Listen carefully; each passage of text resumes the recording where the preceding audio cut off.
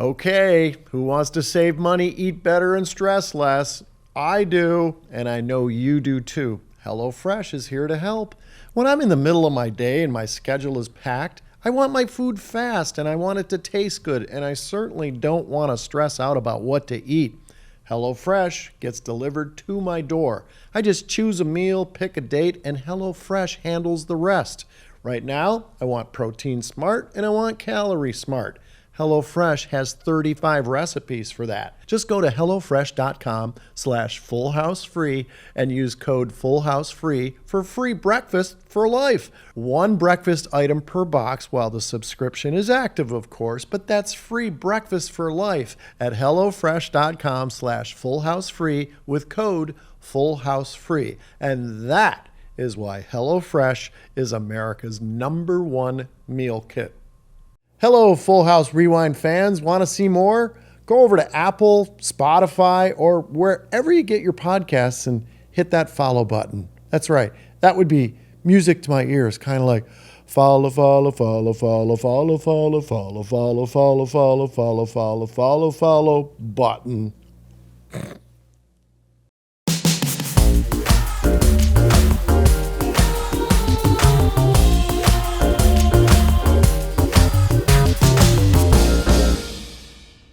Hi, welcome to episode 10 of Full House Rewind, also known as Joey's Place. I'm your host, Dave Coulier, and Patti Mustari is our guest on the show today. She's going to be joining us shortly. Episode 10 opens with Joey ironing clothes in the kitchen. While holding the iron, he does the 2001 Space Odyssey movie theme with sound effects. You know, the... Oh yeah, it's pretty great. Joey tells DJ, Steph, Danny, and Jesse that he's been chosen as one of the hot and upcoming comics and that he's going on a 2-week college stand-up tour. But Joey feels like he should stay home because he's committed to helping Danny and taking care of the girls. The family then convinces Joey to go on his tour. We cut to the living room where he's surrounded by comedy props and rehearsing his act. Joey then looks for a quiet place to rehearse and ends up down in the garage.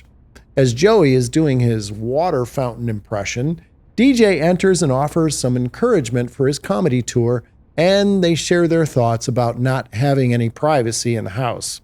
Before Joey leaves, he shares a heartwarming scene with Michelle in the living room. Jesse holds down the fort while Joey's gone. Then Candace Cameron and Jodie Sweeten's moms in real life, Barbara Cameron and Janice Sweeten, make an appearance as two moms who drop their kids off for Jesse to babysit. Jesse starts to realize just how tough it is taking care of the house and the kids while Joey's gone. Then Danny tells the family that he's hired contractors to build Joey his own room at the house. Well, 2 weeks go by, Joey returns home and sees that all of his stuff has been moved down to the garage, thinking that maybe he's been kicked out of the house. Of course, when he goes downstairs, it's been magically transformed into a great bedroom. Danny tells Joey how much he means to the family and that he is truly a tanner. The show ends with the family celebrating, and that is episode 10, Joey's Place. We'd like to hear what you think about episode 10. Send us an email at fullhouserewind@podco.us. And with that, let's get on with the show. You're going to love our special guest on the show. You know, you always need a script for a show, right? I first met Patti Mustari during our first season of Full House. Her name was Patti Passarelli back then. She was our script supervisor. What does a script supervisor do? Well, on Full House, we kept her really busy, because me and John Stamos would ad-lib comedy bits all day long on the stage, so script was always changing.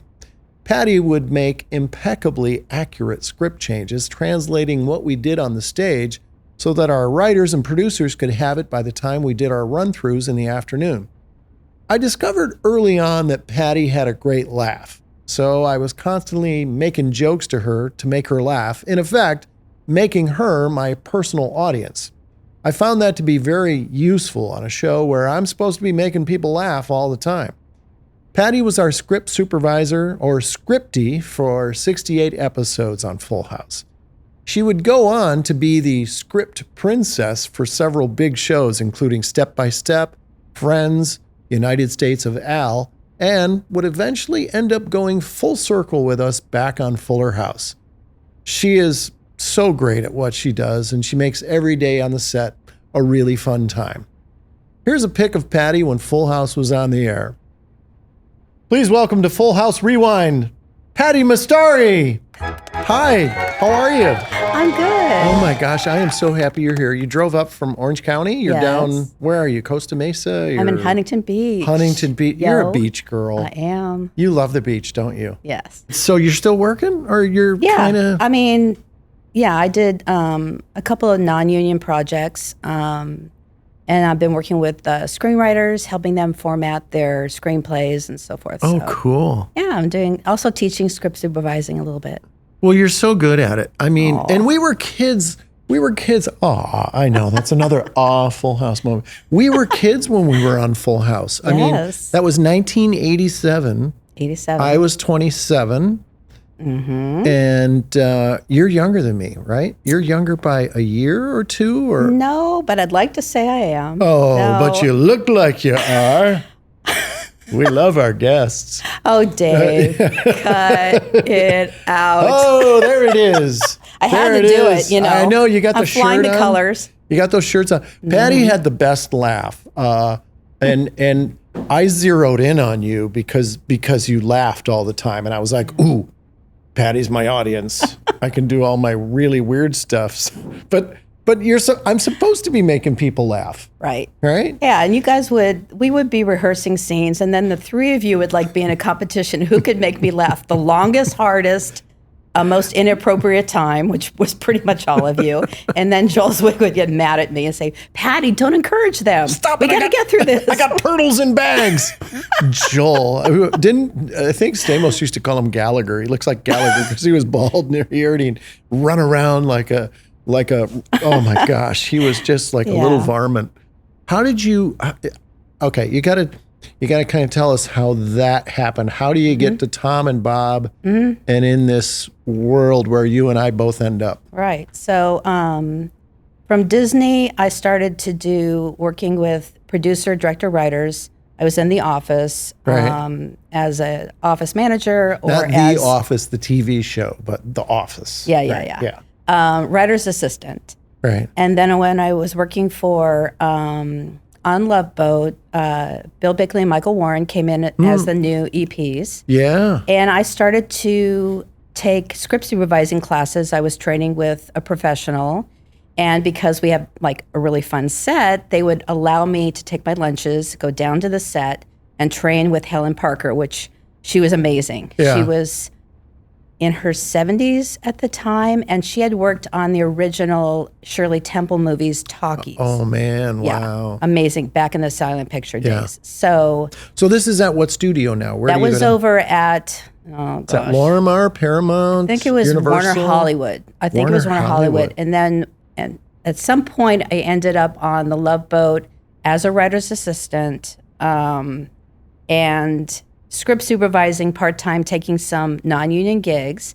Here comes Bill Bickley and Michael Warren. They knew what I wanted to do. Right. And so when Love Boat ended, they started to work with Miller Boyette, Tom Miller and Bob Boyette. Yeah. And one thing led to another, and there was this opportunity. I literally got a phone call. It's like, okay, do you know tape? No. I knew single camera film. Do you want to get in the union? Yes. I want to get in the union so bad. Right. Friday, I came in, literally just had a normal... So which union is that? IATSE. I'd say IATSE. Yeah. IATSE, right. Local 871. So, ooh, hey, shout out. There you go. Whoa. I took that phone call. I'm like, yes, where do I have to be? Marilyn Bagley was so good to retrain me that Marilyn day. Bagley. So on a Friday, I'm training on a 4-camera tape show. And I learned tape, and by Monday, the show was mine. So that was during the pilot of Full House. So by episode 2 is mine. Wow. And I did 3 seasons. Okay, who wants to save money, eat better, and stress less? I do, and I know you do too. HelloFresh is here to help.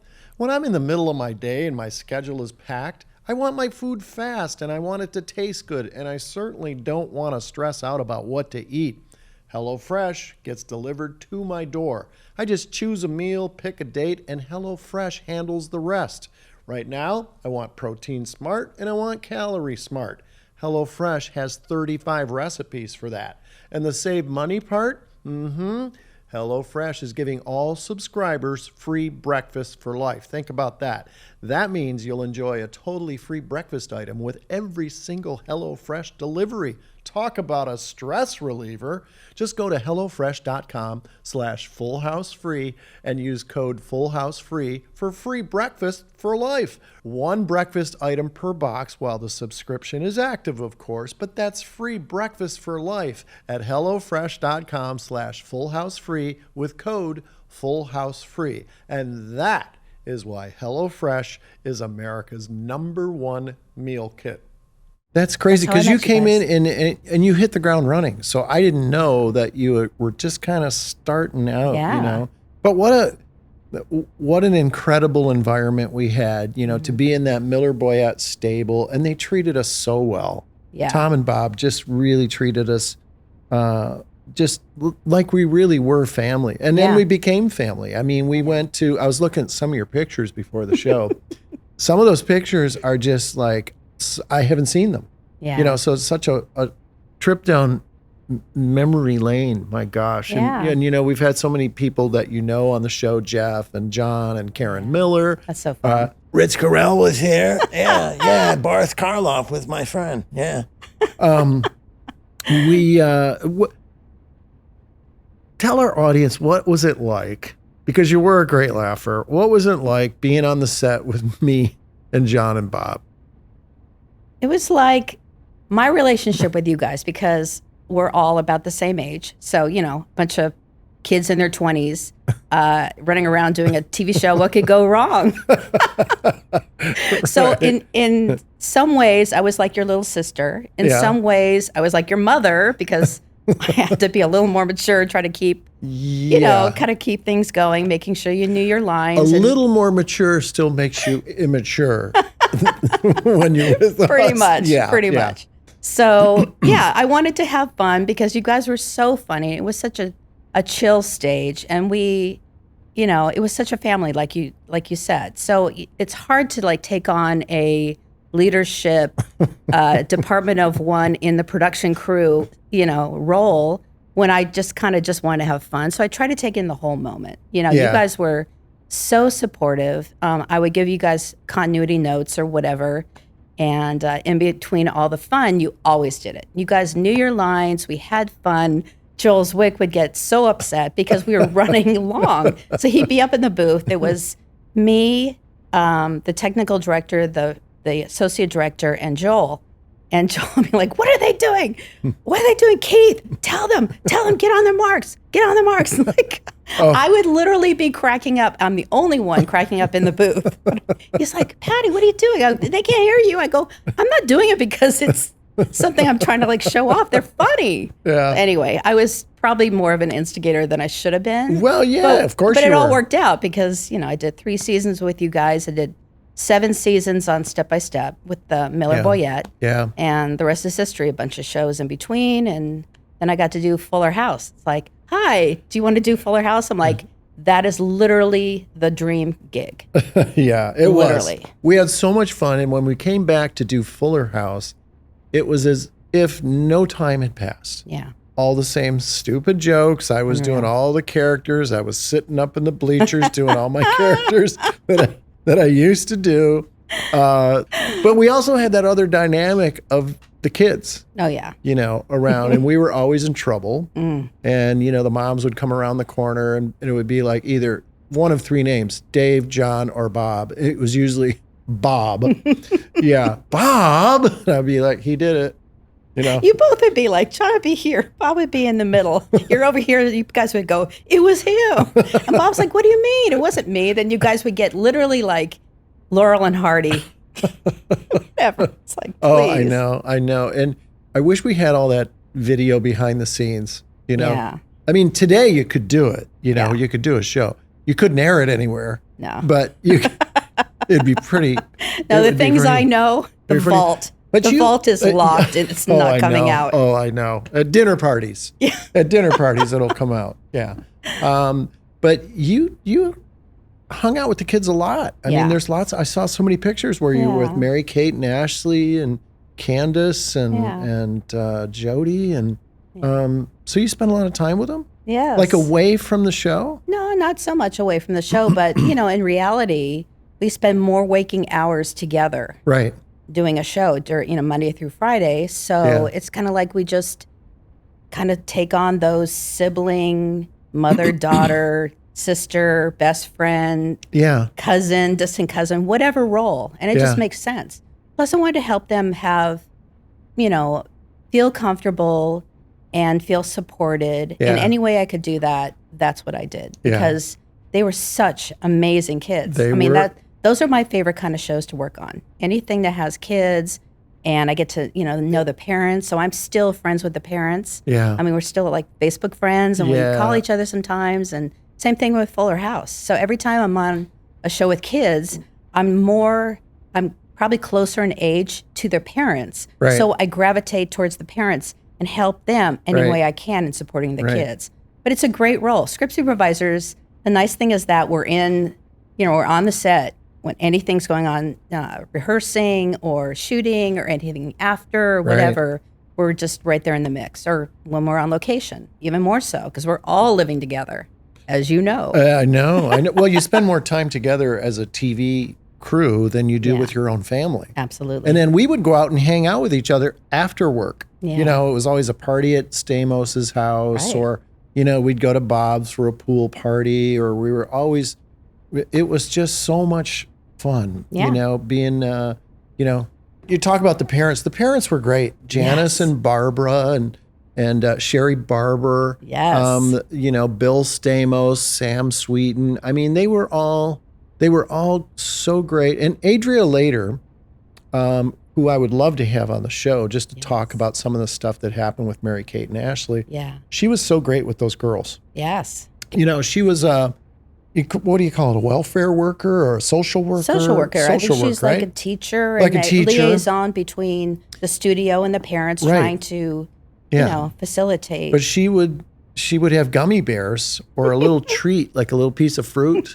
And I remember when Mary Kate and Ashley were really little, she'd be off camera trying to get them to say the line. She goes, "I have fruit," or "I have a gummy bear." And I remember in one of our outtakes reels, I think it's Ashley says, "I want fruit." And then, "No, I have a gummy bear." Fruit. And we couldn't, but we would have to stand there forever sometimes. They would put Mary Kate or Ashley in position. And if they weren't having it, we had to stand there forever. And then they'd switch Mary Kate with Ashley, and she'd come out. And we would just have to stand in position. They'd get, we would always say, "Get the baby's line." And then we'd proceed with the scene, So it was tedious at times. And then people would come up to us and go, "That baby's amazing. How did they get that baby?" How do you guys do that? I'm like, "Well, we did 14 takes, and that's the one that worked." We came in on Saturday. Yeah. Remember that day? Yeah, I remember. In the shower. Oh, my gosh. We laid down bars and tone, and that was it. Wrap. That didn't work. Well, there were times when we couldn't get through scenes. There was one time when me and Bob, and the line was, we were in the Pink Bunny room, the girls' room, and Joel was directing, and the line was, Bob had to look at me and say, "Jesse ran away from home." We never got it. We never got the line. Bob and I laughed so hard we couldn't get through it.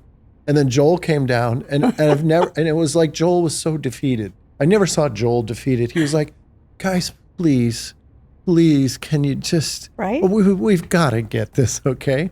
Another Joel story. One time he was up in the booth, and me and Bob were goofing around.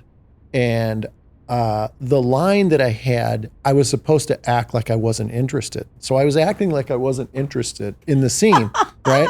And Joel thought I was goofing around, right? I remember this scene. So he comes running down, and he's like, "I'm meeting upstairs." "No, I've had it." So we all go upstairs, and I want the entire cast. So they brought Mary Kate and Ashley. So he was ready to rip into everybody, the adults.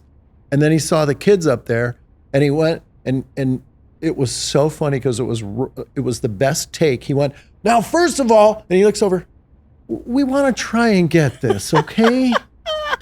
Do you think we can do that? Please, guys, please. Come on, what do you two think? And it was the best. And then we couldn't stop making fun of that. Yes. You know? Yes. But yeah. And then in 2000, I think you'd kind of had enough, right?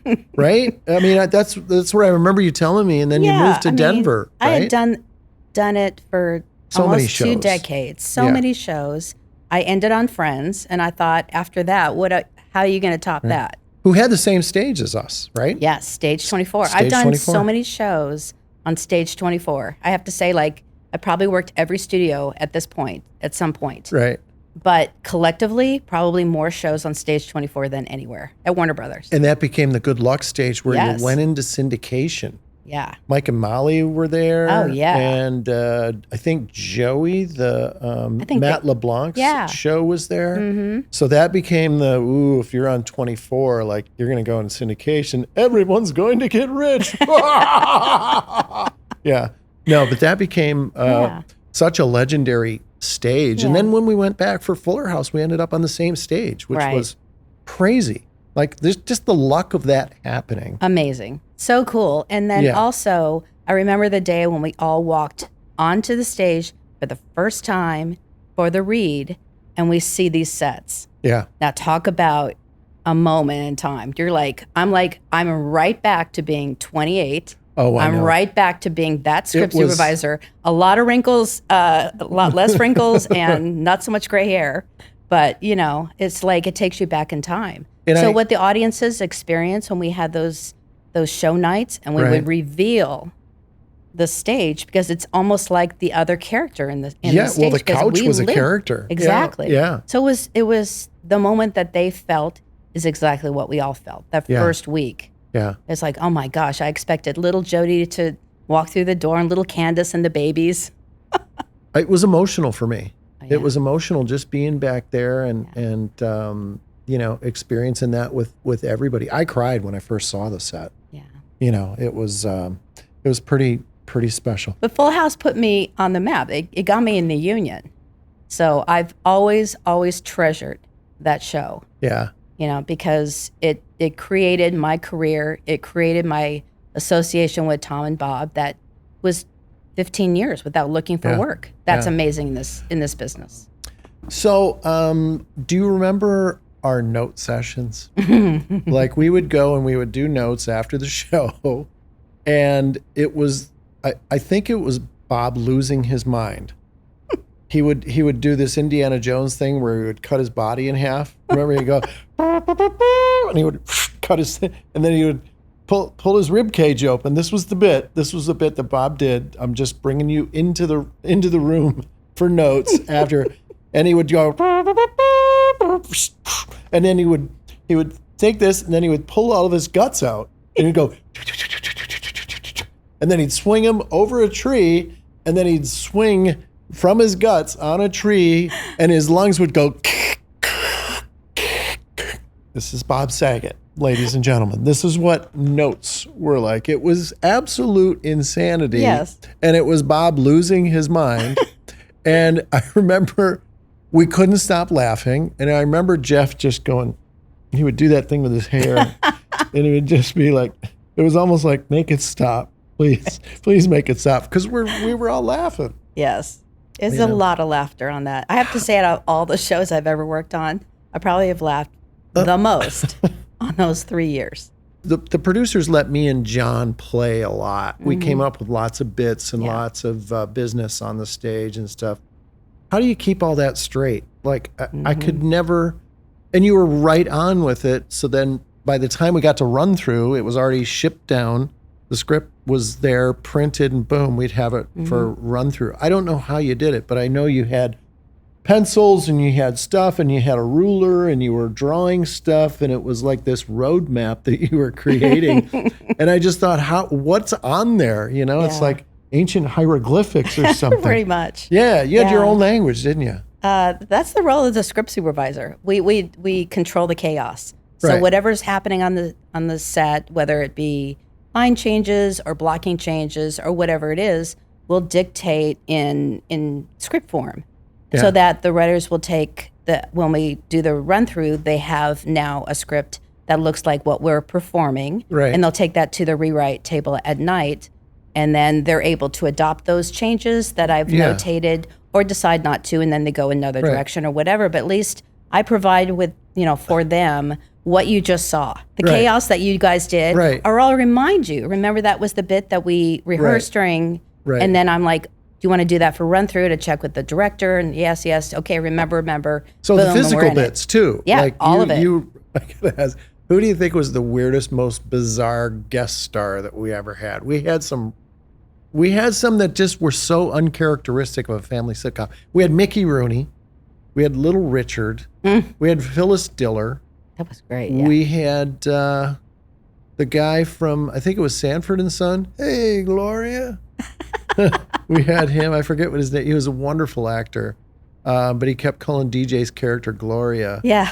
And yeah, but the subject matter that we had on Full House, we tackled a lot of issues that weren't really sitcom subjects. Yeah. Like drinking and getting in trouble with the kids, and Candace going through puberty, really, adolescence. Yes. There was a lot of and we were really one of the first inclusive shows.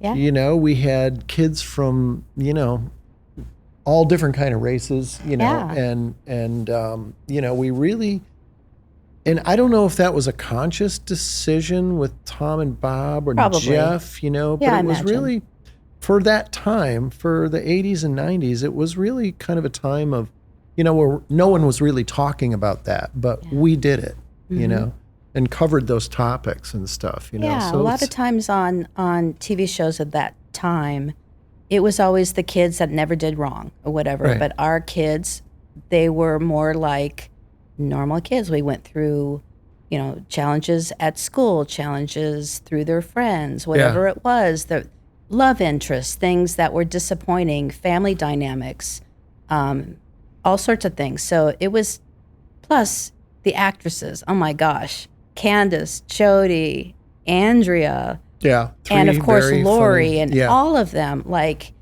that's the thing. Whatever was on the page, they really brought it to life and brought Yeah.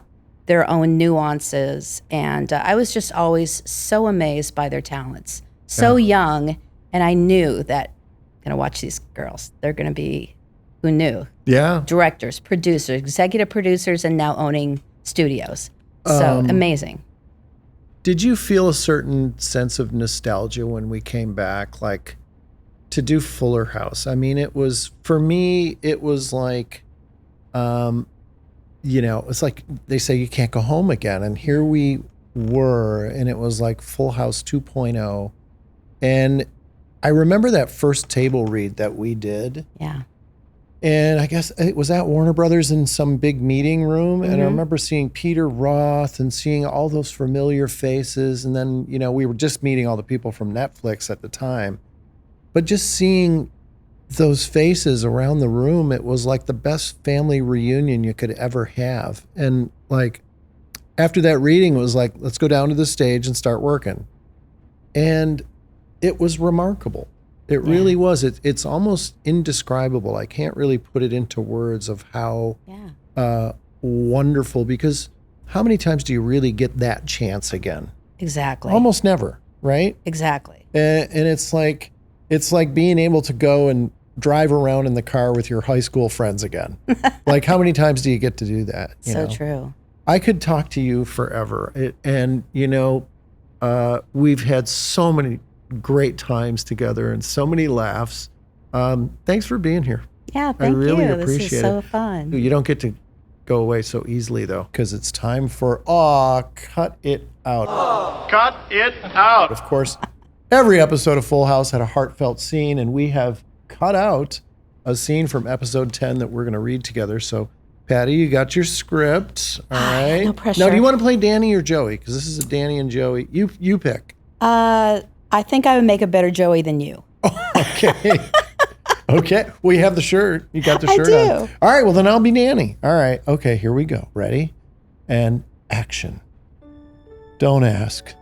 Joey, you're my best friend, and you're doing me the biggest favor of my life by helping me raise my girls. This is just our way of saying thanks. No one has ever done anything like this for me before. And the best part is, as great as my new room is, you guys really want me here. Are you kidding? You're a part of our family. Face it, pal. You're a Tanner. And then you can throw in, like, if you want to ad-lib, like, you know, and then you write it into the script for later. Yeah. Wow, that is tear-jerking right there. Thank you so much for being here. It was fun. Patti Mustari, or as I know her as Patti Passarelli. Sorry, Patti. Had to say that. So many great memories with Patti Mustari here for episode 10 of Full House Rewind. Of course, everywhere you look, there's some fun trivia and facts about Full House. Here's something interesting about episode 10 of Full House. There's a yellow Volkswagen Beetle in the garage. I don't think we ever see that car again, and I'm pretty sure we never mention whose car that is. So if any of you Full House fans know any reference about that car, please let us know, okay? Because I don't. Send us an email at fullhouserewind@podco.us. Oh, somebody's at the door. Hey, Dave. Hey, look, it's my buddy, Mr. Woodchuck. Dave, I'm sure glad Joey got his own room in the house. Yeah, I'm happy about that too. So let me get this straight. Danny hired contractors, and in 2 weeks they built an entire room? That's the magic of Full House. And that room was made of wood? Oh boy, you got me again.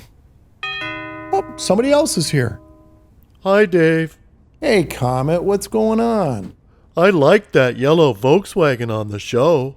Yeah, I don't know whose car that was. And it's a convertible. Yeah, that'd be fun to drive. Dave, I love riding in convertibles. The wind makes my ears flop around, and sometimes I'll just bark for no reason at all. Well, that sounds pretty fun. I don't have a convertible, but maybe you and I can take a drive one of these days. Ah, do you really mean it, Dave? Absolutely. You're the best. I'm probably going to stop by every day. Love you, Dave. I love you too, Comet. Oh, somebody else is here. Oh, it's our neighbor, Granny Tanner. Hello, David. Hi, Granny. I just talked with Patti Mustari out in the driveway. I asked her to be my script supervisor on my new show. Do you have a new show? Oh, David, don't play possum with me. You know darn well that my show, Grand Central Station, is going to be a monster. I'm thinking that Netflix, HBO, Hulu, Showtime, ABC, NBC, CBS, YouTube, Apple, and Amazon will all want to pick it up. Wow, that would be huge if they all picked it up. Okay, I'm going to go for a run and start thinking about script ideas, and then I'll give them to Patti. I'm trying to think about which running shoes to wear. You know, you need to work on a shoe sponsor for my show. I go through a lot of shoes. Start calling all those networks and streamers. Okay, I'll get right on that, Granny. Okay, bye, David. Bye, Granny. I'll say this, she's very huggable. You know what? We close every episode of Full House Rewind by giving all of you who need it a hug. So here it is, your Full House hug. Come on, bring it in. Yeah, that's pretty good. That's our show. We'd like to thank our special guest, Patti Mustari, for stopping by, and thank you for listening and watching, because you are the heart and soul of Full House Rewind. Now, go out there, share the love. So long. Thank you so much for watching this episode of Full House Rewind. To watch clips from the pod, go check out the Full House Rewind Clips YouTube channel at the links in the description. We'll see you next week.